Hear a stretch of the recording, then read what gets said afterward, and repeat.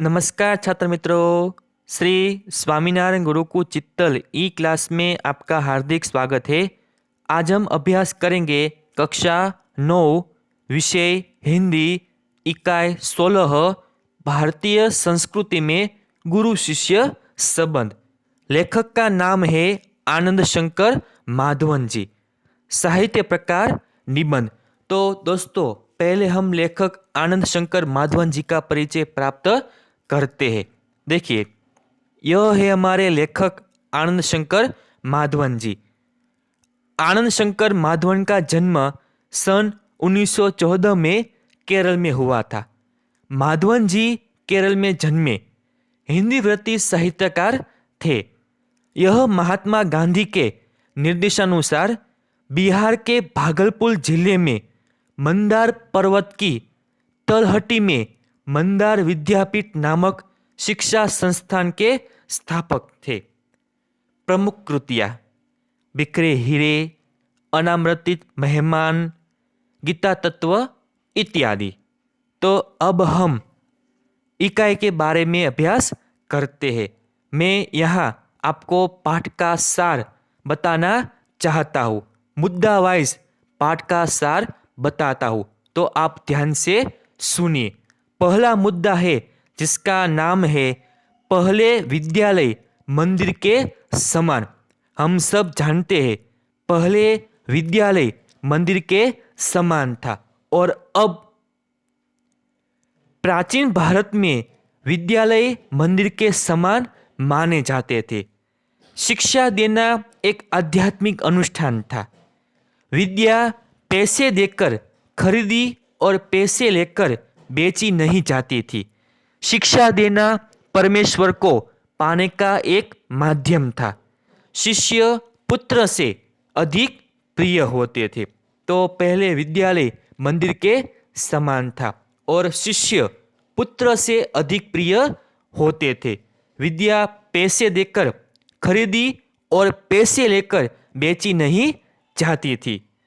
आगे का मुद्दा है जिसका नाम है आज की स्थिति। पहले विद्यालय मंदिर के समान था और आज की स्थिति में विद्यालय क्या है।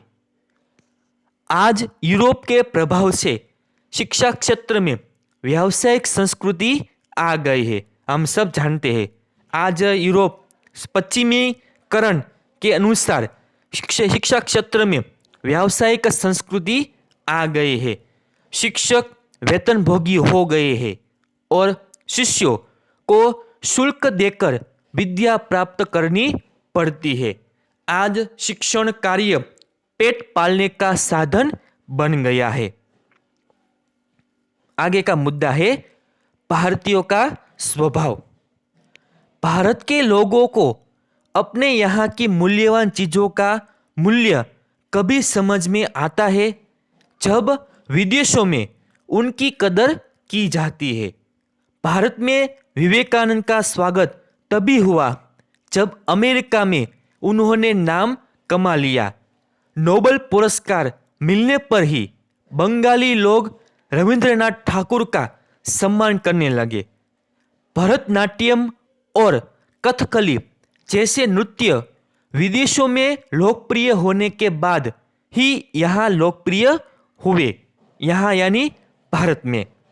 आज भारत में अमेरिका, इंग्लैंड या जर्मनी जाना स्वर्ग जाने जैसा लगता है। वे यह नहीं जानते कि जर्मनी का विद्वान मैक्स मुलर भारत में आने के लिए जीवन भर प्रार्थना करता रहा। आगे हम देखें, आगे का मुद्दा है जिसका नाम है पत्रकार को गामा पहलवान का उत्तर। गामा यानी कौन? तो गामा पहलवान था। पत्रकार को गामा पहलवान का क्या उत्तर था? देखिए, सुप्रसिद्ध पहलवान गामा ने मुंबई आकर दुनिया के सारे पहलवानों को उनसे कुश्ती में जीतने के लिए ललकारा। एक पत्रकार ने गामा से कहा, दुनिया के पहलवानों को ललकारने से पहले आप अपने अमुक शिष्य से लड़कर तो जीतकर दिखाइए।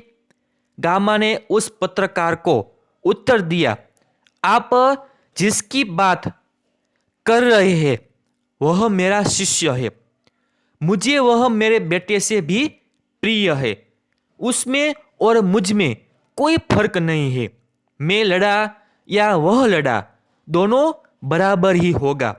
मैं चाहता हूँ कि वह मुझसे ज़्यादा नाम कमाए। मुझे लगता है आप हिंदुस्तानी नहीं हैं। तो इस तरह पत्रकार ने प्रश्न पूछा और गामा ने उत्तर दिया। गामा कौन था? तो गामा पहलवान था।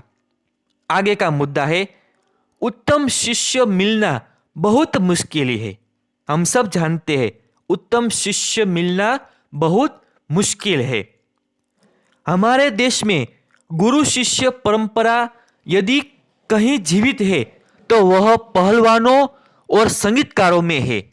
भगवान रामकृष्ण परमहंस को बहुत प्रार्थना के बाद विवेकानंद मिले थे। ईसा मसीह ने अपने अनुयायियों को अपने से अधिक महत्व दिया था। संगीतकार की अपेक्षा उसके श्रोता अधिक श्रेष्ठ होते हैं। हमारे यहाँ पूज्य की अपेक्षा पुजारी को अधिक महत्व दिया जाता है। आगे का मुद्दा है, गुरु शिष्य में जाति धर्म का स्थान नहीं। गुरु शिष्य में जाति धर्म का स्थान नहीं है। गुरु शिष्य परंपरा में जाति धर्म नहीं, गुण को प्रमुखता दी जाती है। इसीलिए कई हिंदू मुसलमान गुरुओं के शिष्य रहे और कई मुसलमान हिंदू गुरुओं के शिष्य रहे। आगे का मुद्दा है, सेवा लेने नहीं देने की वस्तु है। हम सब जानते हैं सेवा लेने नहीं यानी देने की वस्तु है, लेकिन इस समय में सब उल्टा है। अधिकतर गुरु सेवा लेने में ही अपनी चतुराई समझते हैं। सच यह है कि सेवा लेने की नहीं देने की वस्तु है। बच्चे, रोगी, असहाय और वृद्ध लोग सेवा लेने के अधिकारी हैं। इनकी सेवा को ईश्वर की सेवा माननी चाहिए।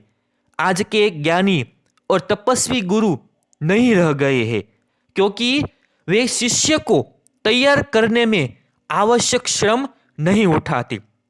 पुजारी जितने प्रेम और भाव से मूर्ति की पूजा करता है, मूर्ति में उतनी ही शक्ति आती है। गुरु और शिष्य के बारे में भी यही सिद्धांत काम करता है। इसीलिए हम कह सकते हैं सेवा लेने नहीं देने की वस्तु है। तो इस तरह हमने पाठ का सार का अभ्यास किया। Thank you.